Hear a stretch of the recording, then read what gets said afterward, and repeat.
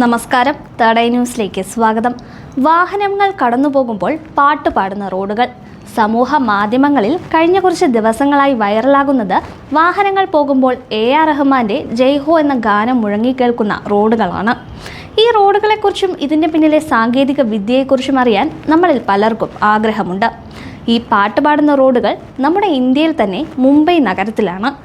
വാഹനങ്ങളുടെ വേഗത നിയന്ത്രിക്കാനാണ് ഈ പുതിയ വിദ്യ.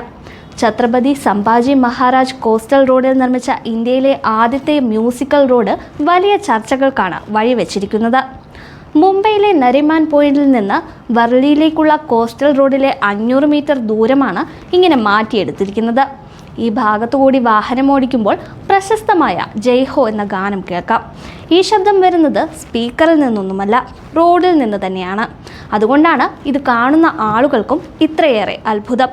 റോഡിൽ ടാറിനുള്ളിൽ കൃത്യമായ അകലത്തിലും ആഴത്തിലും റംബിൾ സ്ട്രിപ്പുകൾ, അതായത് ചെറിയ ചെറിയ കുഴികൾ സ്ഥാപിച്ചിട്ടുണ്ട്. ഒരു വാഹനം മണിക്കൂറിൽ 60 മുതൽ 80 കിലോമീറ്റർ വരെ വേഗതയിൽ ഇതിലൂടെ പോകുമ്പോൾ ടയറും റോഡും തമ്മിലുള്ള ഘർഷണം മൂലം ഒരുതരം പ്രകമ്പനമുണ്ടാകുന്നു. ഈ പ്രകമ്പനത്തിൽ നിന്നാണ് ഓസ്കാർ പുരസ്കാരം നേടിയെടുത്ത ജയ് ഹോ എന്ന ഗാനത്തിൻ്റെ ഈണം പുറത്തേക്ക് വരുന്നത്. BMCയുടെ കണക്കനുസരിച്ച് ഇത് ഇന്ത്യയിലെ ആദ്യത്തേതും ലോകത്തിലെ 5ാമത്തേതുമായ മ്യൂസിക്കൽ റോഡാണ്. ഈ മ്യൂസിക്കൽ റോഡിനെ കുറിച്ച് അറിയുന്ന നമ്മളിൽ പലർക്കും ഒരു തവണയെങ്കിലും ഇതൊന്ന് അനുഭവിക്കാൻ ആഗ്രഹമുണ്ടാവാതിരിക്കില്ല.